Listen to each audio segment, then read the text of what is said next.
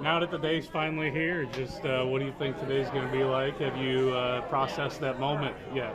I think it's just going to be it's a great honor and a privilege to be out here. You see you got Coach Alford here with all the players and everything. So, yeah, I think it'll be an emotional moment once I see the banner up there. But to share it with my teammates is it's pretty unbelievable. It's been fun just talking to you the other day how we talked about a certain game. You named everything that happened before your own good stats in that game, and you didn't even mention those, and I had to look them up. It's like, he scored 17 with 8 rebounds in that game. Just this doesn't seem like just a you thing when that banner's raised. It's going to represent a little more. No, I agree. It represents, I think, our entire team. That season was a special season with the Sweet 16 season, of course, with some nice wins over MSU and Wisconsin and Tennessee. And so, yeah, it's definitely more of a team banner, I think. When was the last time you saw a lot of these guys? About 5 years ago, we came back for a 20-year reunion. So hopefully every 5 years or so we can get back together.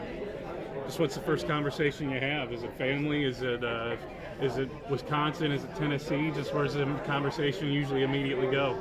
I think a lot of times it goes to that Tennessee game. When you beat a team by 30 points to head to the Sweet 16, that's a pretty special game for a lot of people. What's your favorite thing that you're looking forward to the most being here? Just being around all the old teammates and everyone. I mean, we've got people from fans who've been around for 25 years to Jim Pinkowski, the trader who was here, to players, just seeing all the familiar faces from back then. How often do you come down for games? I try to come down once or twice. I've been kind of busy because my daughter, she's in sports and everything else, so not as much as I would like. I usually come down for the alumni get-together that we have once a year and at least a game or two. So. St. Louis area? Yep, St. Louis area, O'Fallon, Missouri. Okay, and then you come down once or twice a year. After this time, you're going to come down once or twice a year and see your name next to some of those legends. Hey, what do you think that's going to be like when you look at the jerseys and there's yours? It'll be a little surreal at first, to look up there and see the jerseys that you've always looked up there and to include yours as well. But like you said, it's just awesome to have you got that banner and then you've got the Sweet 16 banner right up there as well. So what has changed since you made the Sweet 16 that maybe makes it more or less difficult to do something like that again here at a place like Missouri State? I think it's just, I've said a lot of times that is the chemistry. Sometimes that transfer portal, you get players coming in here and there, and you only have a year to get that chemistry right. So I feel like we had players for 2-3 years, trying to get the chemistry right and compete in actually a hard Missouri Valley conference at the time. I know you watch the games. Just how do you feel about the team right now? Kind of going in the right direction? Yeah, I think they're going in a great direction right now. The wins they have been real good wins. I thought, they had a chance with West Virginia as well. So I definitely see them going in the right direction and hopefully see a win today.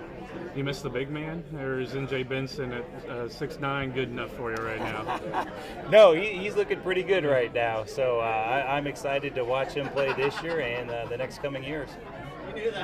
Is there anything that you learned while you were here at Missouri State that you just find yourself still drawing on today?